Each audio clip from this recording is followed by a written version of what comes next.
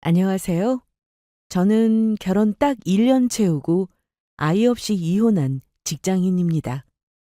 저는 부귀 영화를 누리며 사는 걸 바라지도 않았고, 그저 남들처럼 아이 낳고 가족이 행복하게 사는 삶을 꿈꿨을 뿐인데, 이혼하고 나니 결혼 전 주위에서 듣던 말이 생각이 나더라고요. 결혼 전에 누군가 저에게 결혼 과정이 순탄치 않으면 결혼 생활도 쉽지 않다라고 말해줬다면 그때는 웃으며 흘려드렸을 거예요. 하지만 결혼하고 나서야 그 말이 얼마나 맞는지 뼈저리게 느끼게 됐죠. 저는 시어머니와 남편이 다툼 없이 잘 지내기 위해 최대한 맞춰가며 결혼 생활을 시작했지만 고부 사이 시간이 간다고 해결되는 게 아니더라고요. 시간이 지날수록 저와 어머니 사이는 나빠졌고 무엇보다 남편이 중심을 잡지 못했습니다. 결혼 생활 내내 장가 보냈다는 사실을 잊은 듯 자주 개입하는 시어머니와 독립할 생각이 전혀 없는 캥거루 같은 남편 때문에 질려버린 저는 결국 이혼해서 자유로운 삶을 살기로 선택했고, 이혼한 지금은 그 결정을 전혀 후회하지 않고 있답니다. 결혼 전 사실 저는 모아둔 현금이 그렇게 많지 않았어요. 바로 집을 사는 일에 돈을 전부 썼기 때문입니다. 저는 20대에 집을 사는 게 제 목표였거든요. 결혼 전 제가 모아놓은 돈을 다 투입해 20살부터 부운 청약에 당첨돼서 집을 마련해 놓았습니다. 결혼 전 사실 제 인생 계획엔 결혼이 필수는 아니었어요. 30 전에 집을 마련해서 독립하는 게 목표였고, 그 목표를 이룬 덕에 여유롭지는 않아도 내 집에서 혼자 편안하게 살고 있었죠. 그런데 어쩌다 보니 저를 좋다고 해주는 사람을 만나게 되었고, 그렇게 지금의 남편과 결혼까지 약속하게 되었네요. 결혼 말 나오기 전이었지만 남편에게 집이 있다고 말했을 때 남편 반응이 아직도 생생히 기억이 납니다. 자기한테 시집 오면 돈 때문에 골치 아플 일은 없을 거라던 남편은 제가 이미 집이 있다는 말에 예상 밖의 반응을 보였거든요. 집이 있다고? 벌써 네 나이에 집이라니 대단한데? 설마 그럼 집에 대출도 없는 거야?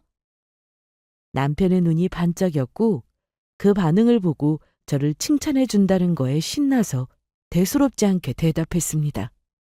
응, 내 꿈이 원래 30 되기 전에 대출 껴도 4명이 집 마련하는 일이었거든. 작년에 운 좋게 샀어. 결혼 생각은 없었고 그냥 독립하고 싶어서. 당연히 대출은 지금도 갖고 있지. 제가 아무렇지 않게 말했지만 남편은 좋아서 표정 관리가 안 되는 듯 보였어요. 와, 진짜 대단하다. 혼자 힘으로 집을 사다니. 근데 그럼 우리 결혼하면 신혼집 걱정은 없겠네? 뭐 그런 셈이지. 아직 내가 결혼하겠다고 마음을 정하지는 않았지만. 애매하게 대답하니 남편은 더 다가와서 손을 잡으며 다정하게 말했어요. 그럼 결혼 준비는 더 수월하게 할 수 있겠네. 우리 빨리 결혼하자. 더 기다릴 필요 없잖아.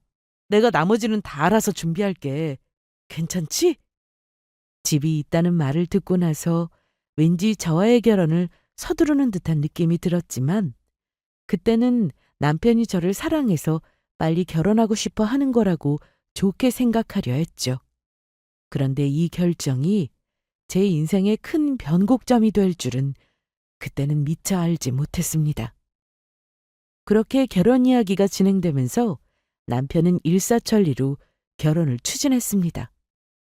친정에서는 굳이 남편을 싫어할 이유가 없었어요.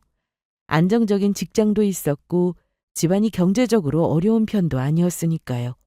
다만 시아버지만 2년 전 돌아가시고 어머니 혼자 계시긴 했습니다. 그거야 결혼에 문제될 건 없었죠. 다만 친정 부모님께 말하지 못한 사실이 있었습니다. 처음 예비시댁에 인사하러 갔을 때 몇 가지 마음에 걸리는 게 있었어요. 바로 시어머니의 요란스러운 아들 사랑이었죠. 처음 인사드리러 갔을 때부터 시어머니는 남편을 마치 여전히 손길이 닿아야 할 어린아이처럼 대하시더라고요. 남편이 뭘 먹든 뭘 입든 세세하게 챙기시면서 옆에서 간섭하시는 모습을 보니 과연 결혼 후에도 이분이 아들을 독립된 사람으로 대할 수 있을까 하는 걱정이 들기 시작했습니다. 저희 집에는 딸만 둘인데도 부모님은 우리 딸 하며 유난스럽게 키우진 않으셨어요. 그래서인지 남편네 집안의 분위기는 저에게 참 생소했어요. 남편은 아들 둘 중 막내 아들이었고 시어머니가 남편을 유독 아끼고 의지한다는 이야기를 들었을 때도 그냥 그런가 보다 했죠. 처음 예비시댁에 인사드리러 가기 전에 남편이 미리 저에게 이런 얘기를 했어요. 어머니가 형보다 나한테 사랑이 좀 과한 편이야. 형이 좀 무뚝뚝하고 애처가라 형수밖에 모르는 스타일이라 그런지 형 장가가고 나서는 나한테 의지를 많이 하셔. 그래서 혹시 어색해 하셔도 너무 신경 쓰지 마. 아마 얼굴 보자고 하신 거 보면 너 안 봐도 이미 며느리감으로 합격이란 소리니까 걱정할 거 없어. 그 말을 듣고 저는 그럴 수 있지 싶었죠. 하지만 막상 예비시댁에 들어서자마자 느껴지는 분위기는 생각보다 더 어색했어요. 시어머니는 저를 보자마자 웃음기 없는 표정으로 인사를 받으셨고 곧바로 남편에게 먼저 다가가 손을 꼭 잡으셨습니다. 아들, 잘 왔어. 오늘 바쁜데 얼굴 보니까 좋네. 그래. 오늘 색식감 엄마한테 보여준다고? 예비 시어머니의 목소리는 남편을 향할 때만큼은 다정했지만 저를 볼 때는 미묘하게 냉랭했습니다. 대놓고 냉랭한 자기 어머니 반응이 민망했는지 남편이 저를 가리키며 말했죠.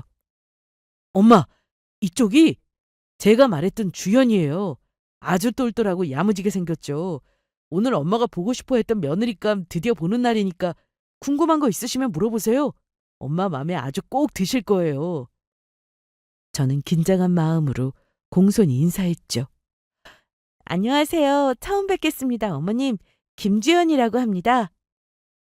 그러자 시어머니는 저를 한번 훑어보더니 남편에게만 시선을 돌리며 말씀하셨어요. 아들, 네가 결혼할 사람이니 알아서 잘 고른 거지? 엄마는 아들을 믿는다.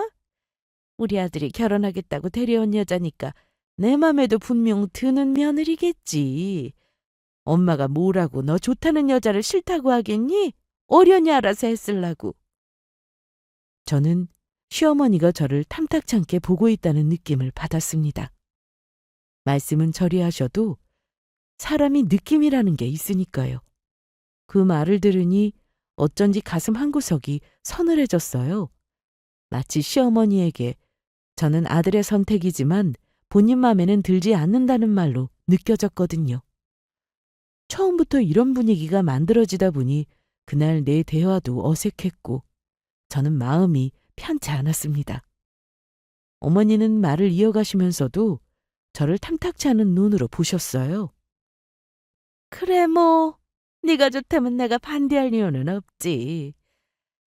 다만 네가 마지막 혼사라서 엄마가 신경은 쓰여. 잘 정한 거 맞는 거지? 당연하죠, 엄마. 제가 말씀드렸잖아요. 주연이 나이에 이렇게 경제관념 철저하고 야무진 여자 없다고요. 엄마는 진짜 훌륭한 막내 며느리 보시는 거예요. 엄마한테 네가 좀 귀한 아들이냐? 너를 믿지만 엄마도 왜 며느리 욕심이 없겠어. 암튼 간에 오늘 인사하러 왔으니 궁금한 거나 좀 물어보자꾸나. 자식 소중하지 않는 부모는 없는 법이고 우리 부모님께 저 역시 소중한 딸이니 예비 시어머니가 저리 생각하시는 것도 당연하다 생각하려 했습니다. 하지만 그날 어머니는 제가 마치 아들을 빼앗으러 온 여자 취급을 하셨습니다. 시어머니는 하나하나 저를 뜯어보시듯이 질문하셨고 그래도 예비 시어머니와 처음 만남인 만큼 저는 성실하게 답하려고 애썼어요. 그런데 학력을 물어보시는 말에 제가 전문대를 졸업했다고 말씀드리자마자 시어머니 표정이 확 어두워지시더라고요. 뭐, 천문대? 그럼 2년제 대학을 나왔다는 거냐? 자식 좋은 대학 보내는 건 부모로서 당연히 해야 할 의무인데 공부를 못 따라간 거니? 아니면 집안 형편 때문에 빨리 취직하려고 천문대를 간 거니? 어느 쪽이든 부모님이 잘하신 건 아니지. 나는 우리 아들 둘 대학 다닐 때 학비 대느라 아주 허리가 휘는 줄 알았거든. 그래도 졸업하고 좋은 직장 취직해서 자기 앞가림 잘하고 사니 지금 와서 생각하면 얼마나 뿌듯한지 몰라. 저는 어머니 말이 무슨 뜻인지 알고 있었지만 미소를 지으며 대답했습니다. 네, 저희 부모님도 두 분이 식당 하시면서 열심히 일하셨어요. 자식들 각자 앞가림 잘하고 있고요. 그리고 대학보다는 저는 돈 버는 게 목표였거든요. 그 덕에 운 좋게 또래들보다 집도 일찍 장만했고요.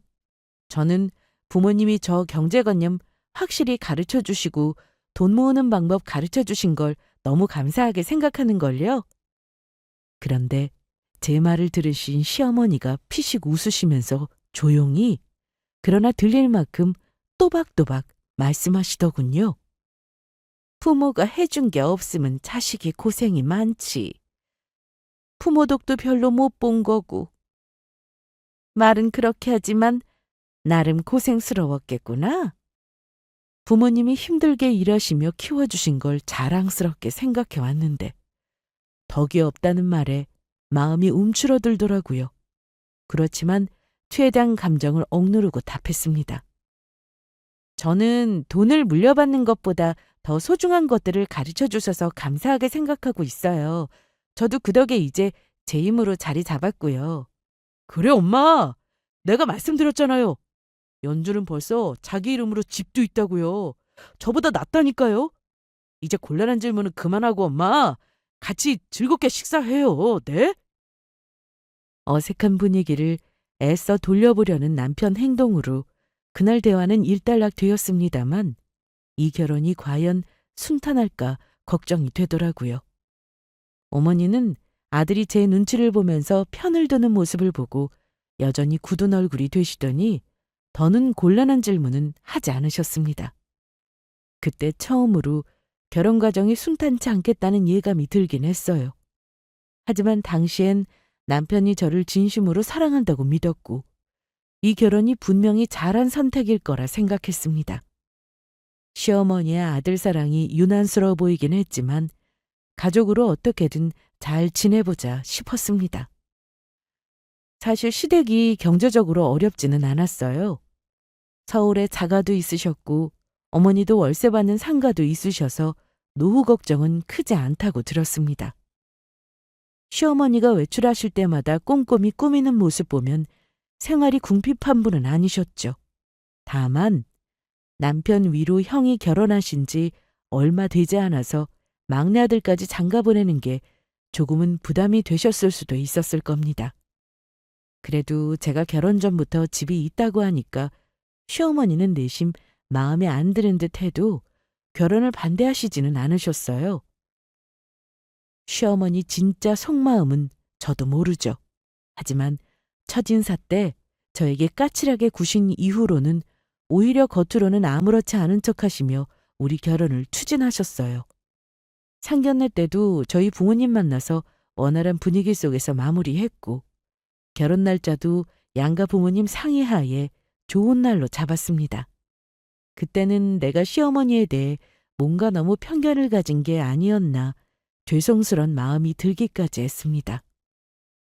하지만 역시나 결혼 과정이 순탄치만은 않았습니다. 시어머니의 간섭이 정말 상상 이상이었거든요. 결혼 날짜 정하는 것 외에 작은 혼수 하나 고르는 것부터 제가 입는 드레스, 남편 양복, 양가 부모님 한복까지 모든 걸 본인의 뜻대로 결정하려 하셨죠. 저는 보통 부부들과 달리 혼수를 남편이 해서 들어오기로 했는데요. 어머니는 제가 어려서 안목이 없다고 하시며 같이 고르러 가자고 하셨습니다. 저는 어른 조언 들어서 나쁠 것 없다는 생각에 어머니랑 흔쾌히 같이 갔죠. 하지만 혼수가구를 함께 보러 갔을 때도 시어머니는 본인 취향으로 가구니 뭐니 싹 다 고르시더라고요. 혼수뿐만 아니라 결혼과 관련한 다른 준비를 할 때도 어머니는 늘 동행을 원하셨습니다. 저도 제가 살던 집이지만 신혼살림에 대한 로망이 있는데 어머니가 너무 자기 취향을 강요하시니 속으로 짜증날 때도 있었습니다. 제가 고른 살림이 마음에 안 드시면 어머니는 어김없이 사지 말라고 역정을 내셨고 꼭 저를 나무라셨어요. 예, 보는 눈이 없으면 그냥 어른이 해주겠다는 대로 가만히 있어. 살림은 전부 우리 쪽에서 해주는 건데 당연히 내 의견을 우선적으로 들어야 하는 거야. 그래도 어머니, 저랑 그이가 살 집이니까 저도 제 취향대로 고르고 싶은데요. 취향은 무슨 얼어 죽을. 나중에 애 태어나서 다 망가져보고 나서 후회할래? 잠자코 있어. 내가 최소 20년은 너끈히 쓸 수 있는 걸로 골라줄 테니. 처음에는 그렇게라도 맞춰드려야 결혼 후에도 사이좋게 지낼 수 있겠다고 생각했어요. 그래서 최대한 맞춰드리려 했었죠. 혼수며 가구며 다 어머니의 손길이 닿지 않은 게 없었습니다. 저는 남편이라도 중간에서 어머니에게 제 의견을 대신 말해줬으면 했는데 남편은 저에게 미안하다고 하면서 어머니 말을 존중해달라고만 했습니다. 주연아, 내가 사실 우리 엄마 성격 못 얘기거든? 아들만 둘 키웠으니 성격이 오죽하시겠어. 결혼하고 나면 아마 엄마도 시들해지실 거야. 내가 마지막 혼사라 엄마가 신경이 많이 쓰이시는가 봐. 집도 네가 해왔는데 혹시나 신랑이 봉잡았다는 말 듣고 싶지 않으시다고 제일 좋은 걸로 해주고 싶으시대. 그러니까 좀 힘들어도 우리 어머니 말대로 해줘. 응? 친정에서는 아무리 내가 살던 집에 혼수를 남자가 해서 들어온다고는 하나 시댁에 아무것도 안 하는 건 예의가 아니라면서 어머니가 쓰던 낡은 가전을 바꿔드리라고 했어요. 남편 역시 은근히 어머니에게 필요한 가전을 추가로 장만해달라고 부탁했었고 저는 당시 그게 결혼 생활의 일환이라고 생각해서 다 흔쾌히 사줬었죠.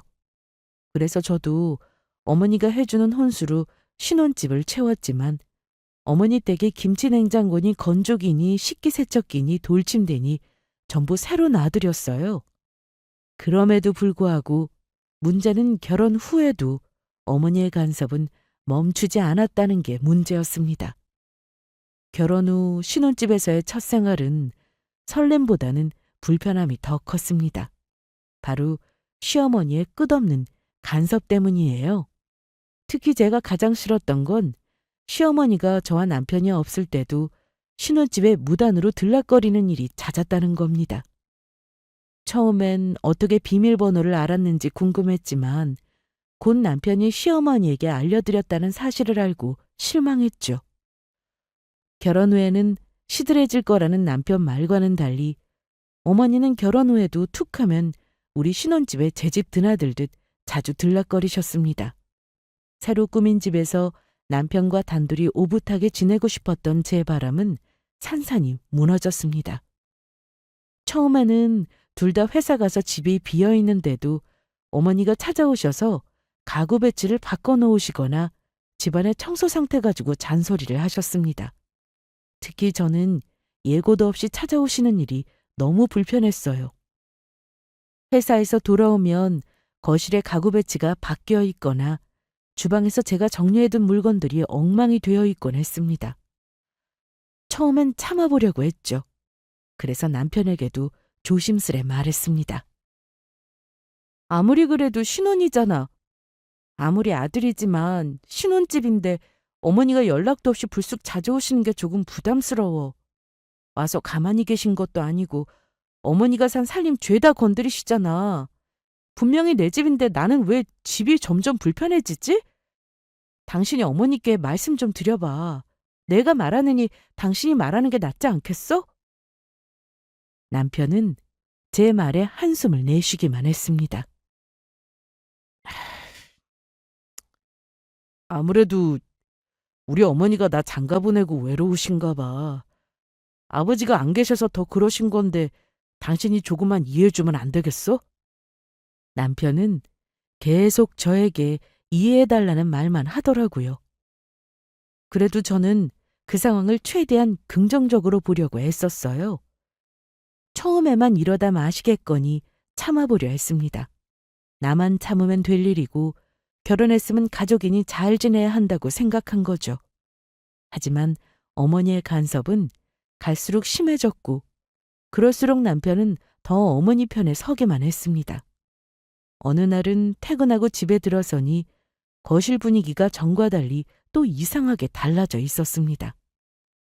소파 위치가 바뀌고 테이블 위에 있던 장식품들이 사라져 있었어요. 깜짝 놀란 저는 남편에게 물었죠. 여보, 이거 뭐야? 왜 또 물건들이 왜 이렇게 바뀌어 있어? 남편은 피곤한 표정으로 답했습니다. 아, 어머니가 오셔서 집을 좀 정리하신 것 같아. 집이 어수선해 보였나 보지? 깨끗해지고 좋기만 한데 뭐. 깨끗해서 좋다니. 아무리 아들네 집이라고 해도 말은 하고 오셔야지. 내 물건들은 왜 마음대로 옮기신 거야? 이거 내가 아끼는 장식품들은 다 어디 갔어? 남편은 무안한지 애써 웃으며 어깨를 으쓱했어요. 아마 어머니가 버리지 않으셨을까? 어머니가 보시기엔 필요 없다고 생각하셨나 봐. 이번에도 또 어머니구나 하고 화가 난 저는 한숨을 내쉬며 말했죠. 당신이 어머니한테 좀 말해주면 안 돼? 여긴 우리 집이잖아. 어머니가 마음대로 물건 옮기고 필요 없다고 판단해서 버리시는 건 아무리 아들네 집이라고 해도 경우가 아니지. 남편은 잠시 머뭇거리다가 한숨을 쉬며 대답했습니다. 그래도 당신이 이해 좀 해줘. 이 집에 당신 혼자 사는 것도 아니고 어머니도 우리 걱정해서 그러시는 거야. 너무 예민하게 받아들이지 마. 맞벌이 하니까 조금이라도 도와주고 싶어서 오시는 거지. 맞벌이해서 힘든 며느리 생각하시면 안 오셔야 맞지. 왜 내 입장은 배려 없이 어머니 뜻대로 하시는지 모르겠다. 어쨌든 당신도 알아도 나도 지금은 참고 있지만 계속 이런 식이면 계속 참고 있을 수만은 없어. 신혼살림 어머니 맘대로 하신 것까지 참은 거 거기까지가 내 한계야. 화가 머리끝까지 치밀었지만 제 입장은 이해한다는 남편 말에 마음이 누그러진 저는 조금만 더 참아보기로 했습니다. 하지만 시어머니의 무단 출입은 그 이후로도 계속되었습니다. 하지만 제 입장에서는 부담스러웠어요. 제가 아이가 있는 것도 아니고 둘이 살면서 집이 얼마나 더러워지겠습니까?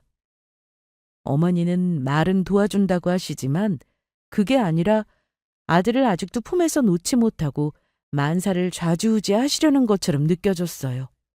어느 날은 시어머니가 퇴근한 저를 기다렸다가 잔소리를 시작하셨죠. 아예 작정을 하셨는지 피곤해져러 퇴근하는 제가 집안이 지저분하다는 잔소리부터 늘어놓으셨습니다. 집이 왜 이렇게 지저분해? 넌 도대체 살림을 어떻게 하는 거니? 화장실은 또 저게 뭐야? 잠깐이면 되는 건데 그걸 못해? 저는 갑작스런 어머니 야단에 당황해서 변명하듯 말했어요. 어머니, 저 어제 청소 다 했는데요. 퇴근하고 바로 청소하긴 힘들어요. 그리고 저 혼자 사는 집 아니잖아요. 어머니 아들이요. 생각보다 짐 많이 어지르고 다녀요. 제가 다 큰 성인 뒷공무니 쫓아가면서 치울 수는 없는 노릇 아닌가요? 그러자 시어머니는 한숨을 쉬며 더 큰 소리로 말했습니다. 아휴, 우리 아들이 벌어오는 돈이 얼만데 그런 소리를 해? 신혼집이 이 모양이면 어떡하니? 집에 들어오면 어수선해서 우리 아들 스트레스 받을 거 생각 안 해? 단 한 번도 집을 이렇게 더럽게 해놓은 적 없는 사람이야. 게다가 이 살림들 다 누구 돈으로 산 거냐? 다 내가 해준 거잖아. 이렇게 살림 간수도 제대로 못하는데 내가 마음이 놓이겠어? 어머니 말을 듣는 순간 알겠더군요. 아, 여기서 아무리 어머니에게 어필해봤자 똑같겠구나 싶었습니다. 결국 저는 남편에게 마지막이라고 생각하고 진지하게 얘기했어요. 이번에는 정말 내 입장을 배려해서 어머니에게 확실히 말해달라고 최대한 부탁했습니다. 하지만 남편은 여전히 방관하려 했고 시어머니의 간섭은 멈추지 않았습니다. 여보, 이건 좀 아니지 않아? 어머니가 우리 집에 이렇게 자주 오셔서 가구 배치까지 바꾸고 청소 상태까지 잔소리까지 하시는 건 좀 심하잖아. 내가 집에서 쉬는 게 아니라 긴장하게 돼.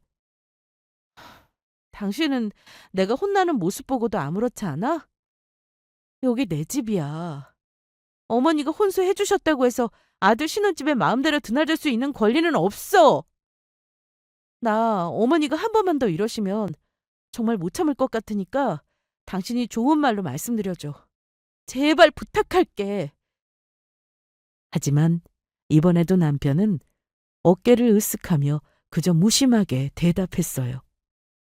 글쎄, 나는 이 정도면 어머니가 충분히 간섭할 수 있는 부분인 것 같은데 어머니가 우리 걱정해서 그러시는 거잖아.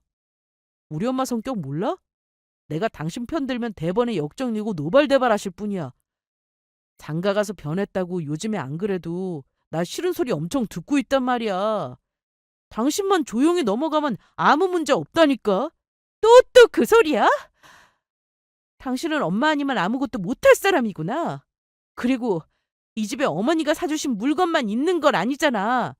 내가 쓰던 살림도 있는데 왜 남의 소중한 물건을 함부로 버리니 마니 하시는 건데. 이건 우리 친정 엄마도 안 하는 짓이라고. 아무튼 나도 더 이상은 못 참아. 앞으로는 내 방식대로 할 거야. 저는 어디 두고 보자 하는 마음으로 남편에게 화를 내버렸습니다. 남편에게는 더 이상 도움을 못 받을 듯 했어요. 신혼이지만 남편과 같이 안 사는 한이 있어도 이대로 시어머니 간섭을 참지 않겠다고 결심했죠. 어머니가 우리 집을 본인 아들 집이라고 생각하시고 본인이 마련한 살림은 물론 제 물건까지 손대는 걸 더는 두고 볼 수 없었습니다. 그러다 며칠 뒤 제가 출근하고 집에 없을 때 시어머니가 또 다녀가셨더라고요. 이번에는 제가 친정엄마에게 물려받은 주방 선반위에 있던 그릇들이 모두 사라졌더군요. 예전에 제가 아끼는 그릇들이었는데 시어머니가 본인 기준으로 이건 필요 없어 보인다며 다 치워버리신 거였죠. 참다 못한 저는 남편에게 마지막이라 생각하고 어머니를 말릴 수 있는 기회를 줬습니다만 남편의 대답은 역시나 저에게 이해해달라는 말뿐이었습니다. 나 어머니 때문에 스트레스 받아서 비밀번호 바꿨어. 하루가 멀다고 집에 어머니가 자꾸 들어오시니까 더 이상은 못 참겠다. 이젠 우리 허락 없이 못 들어오시게 바꾼 거니까 당신 마음대로 비밀번호 알려드리지 마. 남편 그제야 당황한 얼굴로 물었습니다. 비밀번호를 바꿨다고? 어머니가 알면 엄청 기분 나빠하실 텐데. 여보, 꼭 이럴 필요가 있어? 그러지 말고 조금만 참아보지. 엄마가 아직은 노파심에서 그러시는 거잖아. 엄마 화내면 당신 감당 못해. 기분 나쁜 건 나야. 여긴 우리 신혼집이지만 엄연히 말하면 내 집이야. 어머니가 기분 나쁘셔도 언젠가는 한번 짚고 넘어가야 하는 일이니까 당신은 도와주지 않을 거면 차라리 아무 말 하지 마. 비밀번호를 바꾼 후 며칠간 시어머니의 연락은 없었어요. 아마도 남편이 어머니 성미를 알고 제가 비밀번호를 바꾼 걸 미리 귀띔을 했을 거라 짐작했습니다. 당분간은 어머니도 조심해달라고 했겠다 싶었죠. 뭐라고 했든 이제 어머니가 집에 함부로 못 들어오신다고 생각하니 그제야 마음이 조금 편해졌고 집에 혼자 있을 때도 더 이상 갑작스런 방문에 신경 쓰지 않아도 되어 다행이라 생각했어요. 하지만 더 황당한 일이 일어날 줄은 저 역시 꿈에도 모르고 있었습니다. 제가 모처럼 친정에서 하루 시간을 보내고 오겠다고 한 날 사달이 나고 말았죠. 오랜만에 친정에 가서 동생도 보고 친정에서 하루 자고 오기로 했습니다. 오랜만에 부모님과 시간을 보내고 돌아온 저는 현관문을 열자마자 눈앞에 펼쳐진 광경에 할 말을 잃고 말았습니다. 글쎄, 집안이 텅 비어 있었어요. 소파, 가전제품, 심지어는 작은 인테리어 소품들까지 흔적도 없이 사라져 있었습니다. 저는 이렇게 집을 털어가는 도둑도 있나 하는 생각에 당황해서 집안을 이리저리 둘러보다가 뭔가 이상한 느낌이 들더라고요. 제 옷과 남편 옷, 남편이 쓰던 컴퓨터 같은 물건만 남아있는 게 영 이상했죠. 저는 급하게 남편에게 전화해 물었습니다. 뭐야, 여보. 집에 왔더니 가구랑 가전이 하나도 없어. 대체 이게 다 어디 간 거야? 설마 도둑이라도 든 거야? 당신 주말에 집에 있었잖아. 그런데 다급한 저와는 달리 남편은 무덤덤하게 답하더군요. 아, 그거 도둑 든 거 아니야. 실은 어머니가 주말에 다 가져가셨어. 근데 너무 걱정하지 마. 창고에 당분간 보관한다고 하셨으니까. 어머니가 짐을 모조리 빼가셨다는 말에 저는 말문이 막혔습니다. 뭐라고?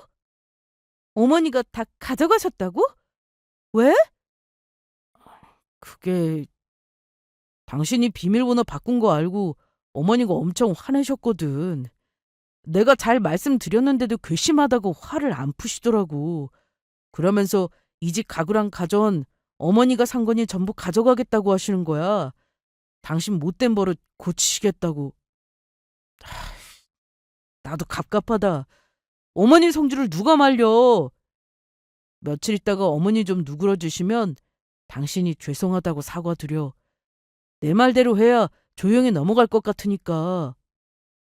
저는 너무 어이가 없어서 소리를 질렀습니다. 아니, 그럼 당신은 그걸 가만히 보고만 있었어?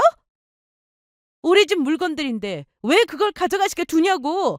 그리고 내가 무슨 못된 버릇이 있다고 고치시겠다는 건데? 남편은 짜증난 듯 한숨을 내쉬며 말했어요. 당신도 알잖아. 어머니 성격. 괜히 더 큰 싸움 될까 봐 그냥 내버려 둔 거야. 뭐 어차피 어머니가 사주신 거니까 가져가신 거 아닐까? 당신만 고분고분하면 다 해결될 일이야. 며칠만 있다가 창고 보관 비용 내고 도로 가져오면 되잖아. 남편 말을 듣는 순간 저는 참았던 눈물이 터졌습니다. 어머니가 살림을 사주셨다고 해도 여긴 우리 집이잖아. 내 살림도 싹 다 가져가셨더라? 아들 신혼집에 마음대로 들어와서 살림을 가져가시는 게 말이 된다고 생각해? 하지만 남편은 여전히 무심한 말투였습니다. 좀 진정해, 여보. 어머니도 화가 나셔서 극단적으로 행동하신 거니까 일단 좀 참자. 내가 나중에 어머니한테 말씀 잘 드려볼게. 남편의 말은 전혀 위로가 되지 않았습니다. 이 사람도 결코 제 편이 아니라는 걸 다시 한번 깨달을 뿐이었죠. 그동안 계속 남편을 믿고 참아왔지만 그 믿음이 완전히 무너지더군요. 저는 울음을 참으며 차갑게 말했어요. 됐어. 말 안 해도 돼. 이제 더 이상 당신이 뭘 해도 상관없어. 난 어머니한테 사과할 생각 없어. 사과할 사람이 누구인지 분간도 못하는 인간들하고는 난 가족으로 살 생각이 더 이상 없으니까. 남편은 제 말에 그제야 당황하며 다급하게 말했어요. 무슨 소리야? 가족으로 살 생각이 없다니. 이게 그 정도로 화낼 일이야? 당신 그동안 내 말대로 해줬잖아. 갑자기 왜 이래? 뭐 이혼이라도 하겠다고? 그러게 우리 어머니 성질 알면서 비밀번호는 왜 바꿔? 이건 당신 잘못도 있어. 이 정도로 화낼 일이 아니라니. 당신 내 기분 한 번이라도 생각해봤어? 이젠 당신이나 어머니나 둘 다 지긋지긋해. 오늘 집에 들어올 생각하지도 마. 내 집 비밀번호 다시 바꾸고 나는 친정으로 다시 갈 생각이니까. 전화기 너머로 남편이 뭐라고 만류하는 소리가 들렸지만 저는 그대로 전화를 끊어버렸습니다. 그리고 친정으로 도로 갔어요. 친정 부모님은 제가 다시 온 걸 보고 깜짝 놀라서 자초지정을 물으셨고 저는 그간의 마음고생을 전부 말씀드렸습니다. 제 이야기를 다 듣고 아빠는 말없이 담배를 물고 나가버리셨고 엄마는 썩을 놈의 집구석이라며 노발대발하셨어요. 제 마음대로 하라고 이혼해도 아무 문제 없다고 하셨고 저는 이혼하겠다고 부모님께 말씀드렸습니다. 친정에서 마음을 다잡은 저는 더 이상 피해만 보고 있을 수 없다고 생각했어요. 그래서 결심했죠. 시어머니에게 똑같이 이 기분을 맛보게 해주기로요. 먼저 저는 결혼하면서 시어머니 집에 새로 사들였던 가전제품과 가구들부터 정리하기로 했습니다. 고가의 세탁기, 돌침대, 수입 가죽 소파 등 제 돈으로 마련한 물건들이니 어머니 논리대로라면 저도 마음대로 뺄 권리가 있는 셈이었죠. 저는 곧바로 이삿집 센터에 연락했습니다. 어머니 댁 비밀번호도 알고 있었고 어머니가 집을 비우는 시간도 알고 있었던 저는 이삿짐 센터 직원들과 함께 시어머니 집으로 향했고 시어머니가 없는 동안 물건들을 하나씩 회수하기 시작했습니다. 새로 장만해드렸던 세탁기를 떼어내고 돌침대를 들어올리며 직원들이 묻더군요. 이거 꽤 고가의 제품인데 원래 쓰시던 분이 정말 빼도 괜찮으신 건가요?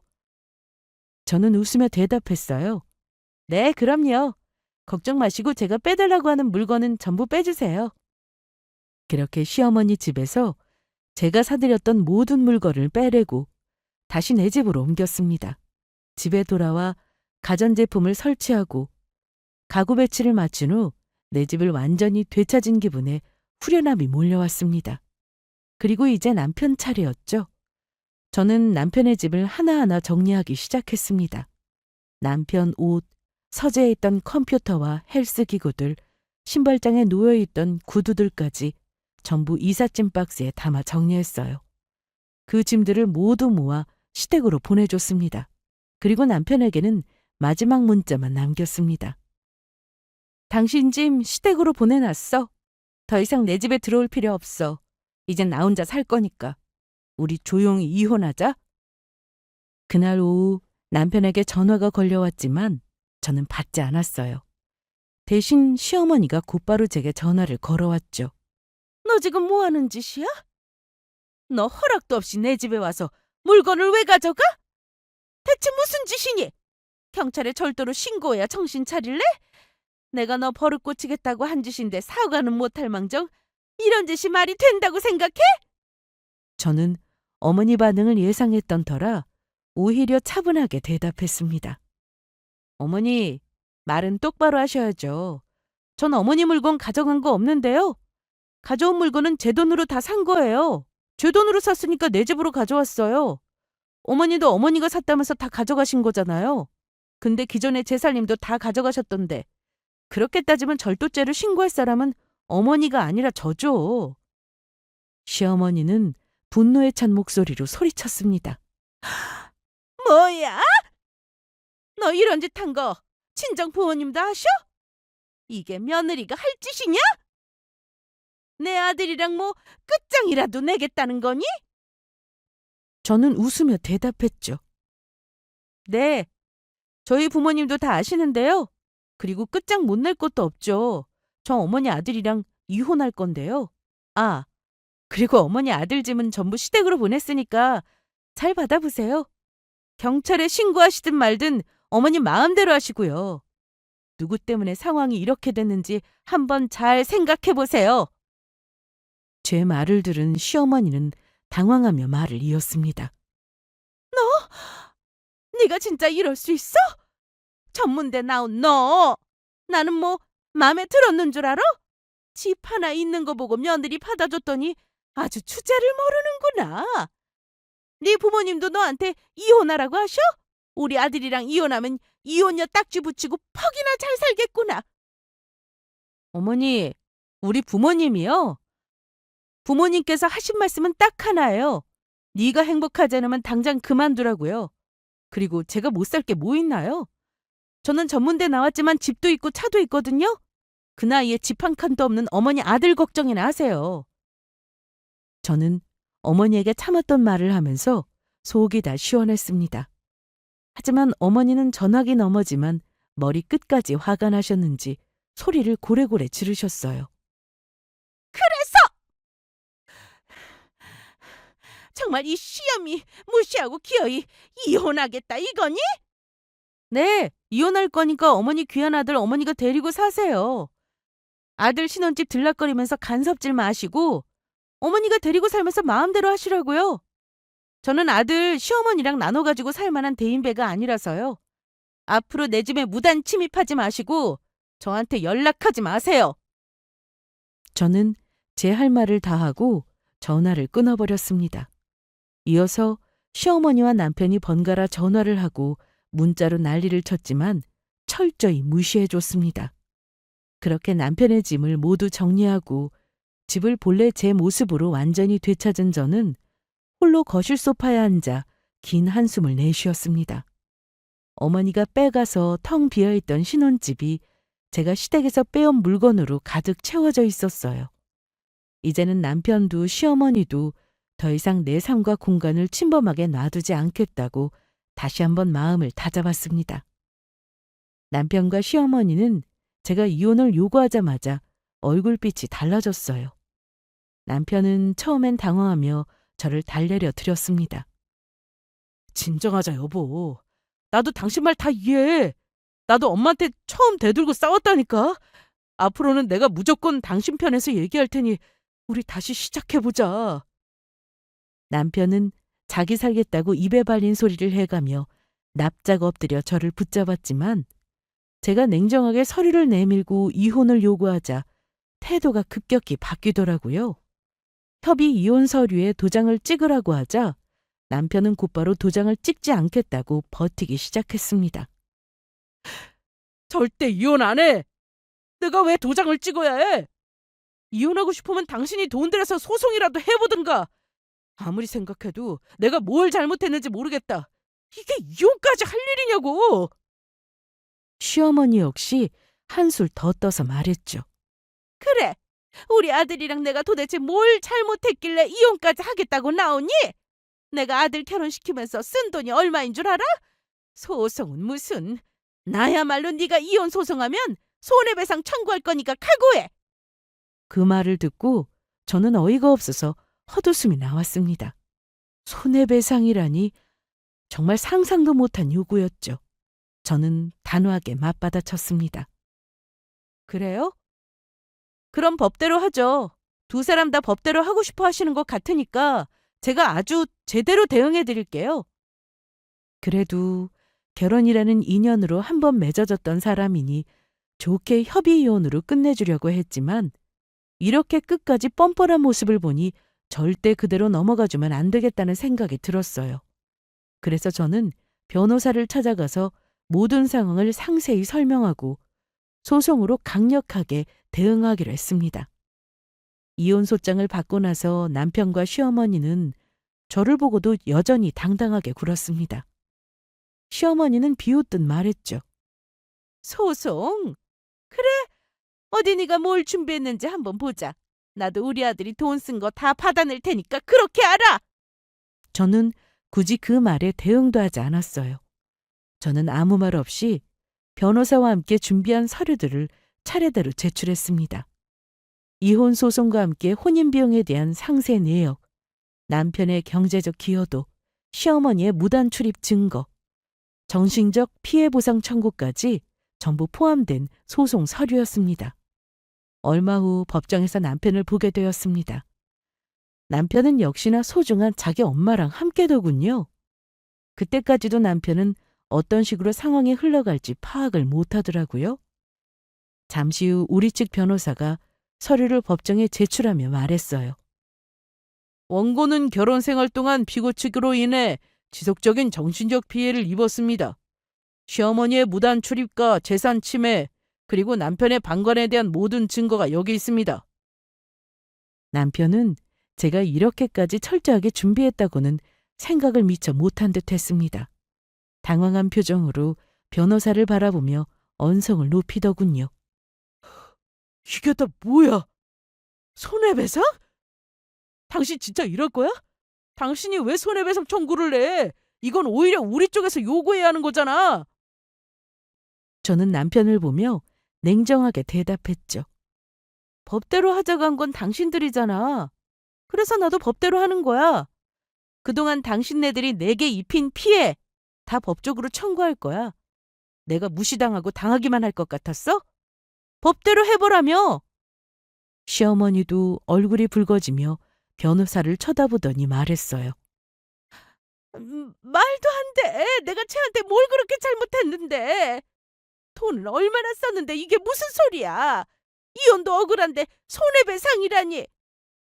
판사는 두 사람을 제재하며 차분하게 말을 이었습니다.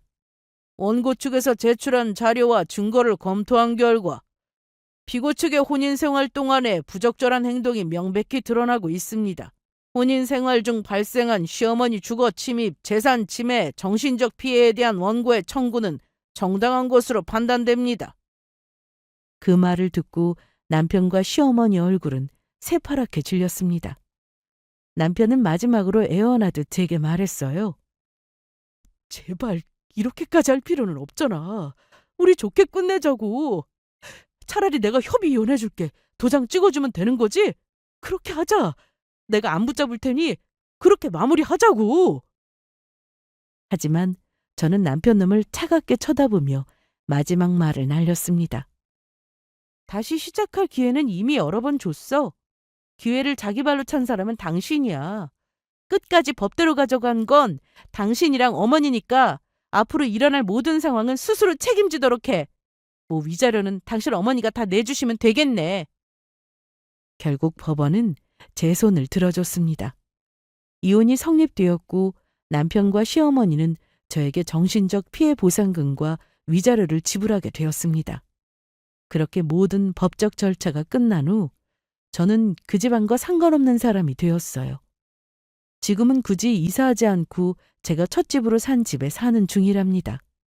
아직은 상처를 극복할 시간이 충분히 흘렀다고 생각지는 않지만 시댁에 대한 분노는 소송하면서 많이 사그라들었다고 말씀드립니다. 결혼도 제가 한 선택이고 이혼도 저의 선택이니 당연히 제가 감당할 몫이라고 생각해요. 사람 제대로 못 본 제 탓이 제일 크죠. 그래도 아닌 것 같은 결혼 빨리 접었으니 더 이상 인생 낭비 안 하게 된 걸 다행으로 생각하려고요. 이혼이 나쁜 것만은 아닌 게요. 이혼하고 나서 나름 배운 것도 있습니다. 이제는 제가 원하는 사람들과만 건강한 관계를 맺고 혼자서도 충분히 행복하게 살아갈 수 있다는 자신감이 생겼달까요? 힘들었던 결혼 생활은 끝이 났지만 이혼 덕분에 예전보다 저는 더 강해지고 당당해졌다고 생각해요. 이런 저의 삶을 조용히 응원해 주신다면 감사하겠어요. 아울러 저와 비슷한 경우에 계신 분들이 법적 절차를 밟을 때 도움이 되셨으면 합니다. 그럼 저의 사연은 여기서 마치겠습니다. 감사합니다.